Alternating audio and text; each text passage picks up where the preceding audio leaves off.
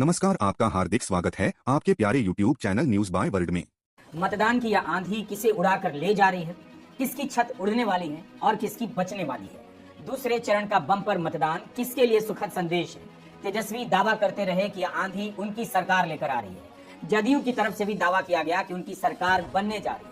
पहले चरण में बिहार में मतदान 64.66% ही हुआ, लेकिन दूसरे चरण में 5 बजे का जब आंकड़ा आया उस समय तक 67.14% मतदान हो चुका था। दूसरे चरण में 3.7 करोड़ लोग वोट करने वाले थे। इनमें से अगर 2.5 करोड़ लोगों ने 5 बजे तक मतदान कर दिया तो यह शानदार नंबर है। बिहार में इस तरह से आंधी की तरह मतदान बहुत कम हुआ है। दूसरे चरण में इतना ज्यादा मतदान क्यों हुआ और किसके लिए हुआ? क्या यह सरकार विरोधी लहर है या नीतीश सरकार के पक्ष में वोट डालने के लिए लोग इतनी बड़ी संख्या में निकल रहे हैं? अनुभव बताते हैं कि प्रो इनकम्बेंसी के मामले में इतनी आंधी कम बार देखी गई है। कई लोगों ने दावा किया है कि महागठबंधन के लिए वोटिंग हो रही है, लेकिन नीतीश के लिए दावा करने वाले भी कम नहीं है।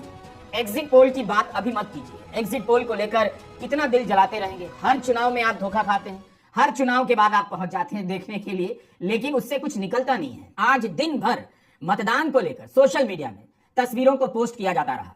एक तरह से प्रतियोगिता चल पड़ी थी। कोई महिलाओं की लाइन वाली तस्वीरों को ट्वीट कर रहा था कि यह भीड़ नीतीश के लिए है, तो कोई पुरुषों की लाइन वाली तस्वीरें ट्वीट कर रहा था यह भीड़ तेजस्वी के लिए है। इस चरण में इतना बम्पर मतदान हुआ है कि अटकलें लगाने वालों के होश उड़ गए और बहुत से लोगों को आसानी भी हो गई है कि इस भीड़ बम्पर मतदान के नाम पर, महिला वोटर के नाम पर नीतीश की बढ़त बता रहे हैं, तो पुरुषों के दम पर महागठबंधन की बढ़त का भी दावा किया जा रहा है। बीच बीच में प्रवासी मजदूरों और युवाओं के दम पर प्रशांत किशोर भी सीन में बने हुए हैं। दूसरे चरण में वोटिंग की इस रफ्तार को कैसे देखा जाए? इस चुनाव को 10,000 रुपए के कारण मान लिया गया कि महिलाएं जो वोट दे रही हैं वो नीतीश को वोट दे रही हैं, लेकिन पुरुष भी वोट दे रहे हैं। महिलाओं को लेकर क्या जानबूझकर धारणा बनाई गई या ऐसा ही हुआ है? 14 नवंबर को पता चल जाएगा। लेकिन दूसरे चरण में ऐसा क्या हो गया कि किशनगंज से लेकर शिवहर तक 3 बजते बजते 60% से लेकर 66% से भी ज्यादा मतदान हो चुका था। किशनगंज जिला का उदाहरण देता हूं। यहां इस बार 3 बजे तक 66.10% मतदान हो चुका था, जबकि 2020 में 3 बजे तक यहां केवल 47.55% ही मतदान हुआ था। और 10 साल पहले पीछे जाइए, 2015 के चुनाव में किशनगंज में कुल मतदान 64.39% हुआ था और इस बार दोपहर 3 बजे तक 2015 का रिकॉर्ड टूट चुका था। किशनगंज जिले में 4 सीटें हैं और किशनगंज 54 नंबर की सीट पर सबसे अधिक दोपहर 3 बजे तक 68.13% वोट गिर चुका था। 5 बजे का जब डेटा आया तब तक किशनगंज जिले का वोट प्रतिशत 76.26% पार कर गया था। 76% से भी ज्यादा। किशनगंज 54 नंबर की सीट पर 5 बजे तक 78% से अधिक मतदान हो चुका था। कटिहार जिले का उदाहरण लीजिए। 11 नवंबर को दोपहर 3 बजे तक यहां 63.80% मतदान हो चुका था, जबकि 2020 में कटिहार में 3 बजे तक 43.11% ही मतदान हुआ। कटिहार जिले में 5 बजते बजते 75.23% मतदान हो गया। जमुई में 5 बजते बजते 67.81% मतदान हो गया। जैसे ही मतदान में तेजी की खबरें आने लगी, सारे खेमे अपनी अपनी सरकार बनाने का दावा करने लगे और इस दावेदारी में एक दूसरे के प्रति अपनी नफरत का भी इजहार करने लगे। यह तस्वीर देखिए, बिहार के उप मुख्यमंत्री सम्राट चौधरी ने ट्वीट की है। कैंची से कैक्टस रूपी लालू प्रसाद को काटते हुए दिखाया गया है। सम्राट इतने जोश में हैं कि अपनी नफरत, अपने विरोध को नफरत में बदल देते हैं और लालू यादव को कैक्टस के रूप में दिखाते हैं। अपने ट्वीट में लिखते हैं, बिहार ने कर दिया सफाया, फिर नहीं लौट कर आ पाया।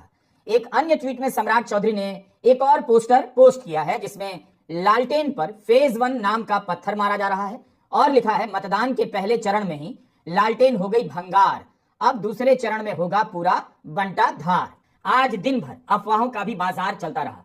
खूब ट्वीट होते रहे कि लोजपा को जदयू वाले वोट नहीं दे रहे, तो सहनी के वोटर राजद को नहीं दे रहे। इन अफवाहों का खंडन भी किया जाता रहा, यानी हर पक्ष आखिरी दौर में लगा रहा कि वोटर उनकी बातों को सुनकर उनकी तरफ चलाए, जो उधर जा रहा था इधर आ जाए। अब तो मतदान खत्म हो गया है, तो हम भी दिखा सकते हैं। 10 नवंबर की शाम से ही अफवाह उड़ी कि मुकेश सहनी महागठबंधन से नाराज हो गए हैं। उनके समर्थक एनडीए के पक्ष में वोट दिला रहे हैं। पूरा तंत्र जुट गया इस अफवाह को खबर के रूप में जमीन तक पहुंचा देने में। इसके बाद मुकेश सहनी पूरी रात खंडन करने में जुटे रहे कि वे तो महागठबंधन के साथ हैं, बल्कि उप मुख्यमंत्री पद के घोषित उम्मीदवार हैं। जब तक तेजस्वी मुख्यमंत्री नहीं बनेंगे, मुकेश सहनी चैन से नहीं बैठने वाले हैं। उनके खंडन के बाद भी यह अफवाह ठंडी पड़ी नहीं। लेकिन ऐसा नहीं है कि राजद को फायदा पहुंचाने वाली अफवाहें नहीं उड़ाई गई। यह पोस्टर देखिए कितनी सावधानी से बनाया गया है, जहां तीर नहीं वहां लालटेन ही सही। यह आधिकारिक पोस्टर नहीं है, लेकिन अफवाह उड़ाई जा रही थी ताकि नीतीश के वोटर कुछ भी राजद की तरफ आ जाएं, जितने आ सकते हैं आ जाएं और राजद की सरकार बन जाए। खबर यह भी उड़ाई गई कि नीतीश कुमार ने ललन सिंह को केंद्रीय मंत्रिमंडल से इस्तीफा देने को कहा है। हम और आप केवल इसे अफवाह के रूप में देख रहे हैं। हो सकता है कि जमीन पर इन सब बातों का भी कुछ असर हो। तभी बीजेपी जेडीयू ने आज अपनी तरफ से कई पोस्टर दनादन जारी किए इन अफवाहों का जवाब देने के लिए कि जेडीयू और बीजेपी में कोई मतभेद नहीं है। जेडीयू की तरफ से भी यह पोस्टर जारी किया गया कि एनडीए एकजुट है। बीजेपी भी इन्हीं सब बातों को लेकर अलग रंग में पोस्टर जारी करने में लगी रही। यानी दूसरे चरण में बीजेपी और जेडीयू की तरफ से दिखाने की पूरी कोशिश हुई कि दोनों में कोई मतभेद नहीं है, दोनों के नेता एक हैं, तो मतदाताओं को भी दोनों के लिए वोट करना चाहिए। फिर भी नीतीश कुमार के नाम का औपचारिक ऐलान नहीं हुआ। यह बात भी समझ से परे है। लेकिन दूसरे चरण में बीजेपी और जदयू की तरफ से पूरा प्रयास किया गया कि एकजुटता दिखाई दे। जनता दल यूनाइटेड ने तो 4:30 बजे ही अपने ट्विटर हैंडल पर यह पोस्टर डाल दिया, जिसमें लिखा है बिहार वोटिंग का रिकॉर्ड बनाने जा रहा है। 70% से अधिक वोटिंग इस बात का सबूत है कि जनता तेज वोटिंग करके विकास की रफ्तार तेज करने जा रही है। इसके साथ नीतीश कुमार का एक वीडियो आता है। वे जनता दल यूनाइटेड के दफ्तर में गए हैं। इस चुनाव में नीतीश कुमार ने एक भी प्रेस कॉन्फ्रेंस नहीं की, एनडीए की एक भी प्रेस कॉन्फ्रेंस नहीं हुई। क्या यह वीडियो यह दिखाने के लिए था कि नीतीश कुमार एकदम ठीक है, पार्टी उनके कमांड में है, तो क्या नीतीश कुमार ही मुख्यमंत्री होंगे? दिन भर नीतीश को सक्रिय दिखाने का प्रयास हुआ ताकि मतदाताओं में संदेश जाए कि बीजेपी और जेडीयू दोनों को वोट देना है। क्या यह काम किया है इस बार? क्या यह बता रहा है कि पहले चरण में एनडीए को नुकसान हुआ है, दूसरे चरण में एनडीए ने इसकी भरपाई में पूरी ताकत लगा दी है? दोपहर 3 बजे तक शिवहर, पूर्वी चंपारण, पश्चिमी चंपारण में 61% से भी अधिक मतदान हो गया। 5 बजे का जब डेटा आया तो पूर्वी चंपारण में 69.31% मतदान हो चुका था। पश्चिमी चंपारण में 69% वोट पड़ चुका था। मोतिहारी में 70% से अधिक मतदान हुआ। यह इलाका बीजेपी का माना जाता है। यहीं से बीजेपी महागठबंधन को रोक देती है। यहाँ पर मतदान में तेजी को लेकर कहा जाने लगा और पहली बार यह दावा किया गया, दावा कि महागठबंधन की बढ़त चंपारण में हो सकती है। 14 नवंबर को पता चलेगा। इस इलाके में इतनी वोटिंग का क्या मतलब था? दावे इतने हो रहे हैं कि दिमाग खराब हो जाए। लेकिन क्या बीजेपी और जदयू के वोटर इतने उत्साह से निकल रहे हैं? क्या वह उत्साह पहले चरण में नहीं था? क्यों नहीं था? क्या दूसरे चरण में इतना उत्साह हो सकता है? महिलाओं का हिस्सा कितना है पता नहीं। क्यों पता नहीं है? क्योंकि अभी तक पहले चरण में एक एक विधानसभा में महिलाओं का वोट प्रतिशत क्या रहा है, चुनाव आयोग ने इसका डेटा नहीं दिया। 6 नवंबर को मतदान हुआ, 11 नवंबर तक इसका डेटा नहीं दिया गया।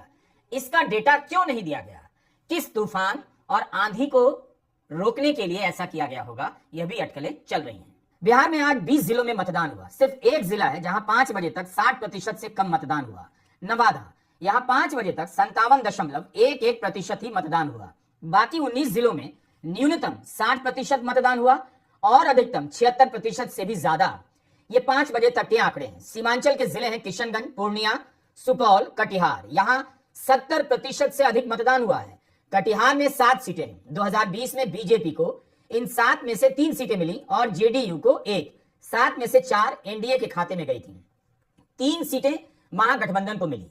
किशनगंज जिले में 4 सीटें। 2020 में 2 सीटें ओवैसी की पार्टी AIMIM को मिली और 2 महागठबंधन को। क्या इतनी वोटिंग एनडीए को जिताने के लिए की गई है? इस पूरे चुनाव में मीडिया में नीतीश की ही लहर को रेखांकित किया गया। क्या दूसरे चरण में यह जो मतदान हुआ है तूफान की तरह, आंधी की तरह, वह इसी दिशा में इशारा कर रहा है? चुनाव से पहले 30,000 करोड़ रुपए अलग अलग योजनाओं में बांटे गए।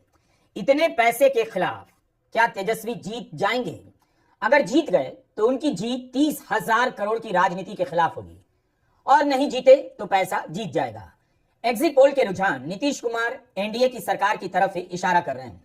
गोदी मीडिया के दौर में जब सरकार नहीं भी बन रही होती है तब भी एनडीए को ही एग्जिट पोल में बढ़त दिखाने का चलन रहा है। इसके गलत और सही होने पर कितनी बार वही बातें कही जाएं, लेकिन जो गेम होता है इस तरह के माहौल के पीछे, वो असल में गेम है, उस पर नजर रखनी चाहिए। आज के दौर में चुनाव आयोग की विश्वसनीयता इतनी कम है कि कुछ भी कहना मुश्किल है। जिस चुनाव के बारे में कहा जा रहा था कि जनता में जोश नहीं, किसी की लहर का अंदाजा नहीं हो रहा था, कम से कम यह बात आज के दिन दूसरे चरण के मतदान के बाद गलत साबित हो जाती है। अगर जनता में जोश नहीं था तो दूसरे चरण में इस तरह से मतदान नहीं होता। इसका मतलब यह है कि जनता में चुनाव को लेकर जोश था।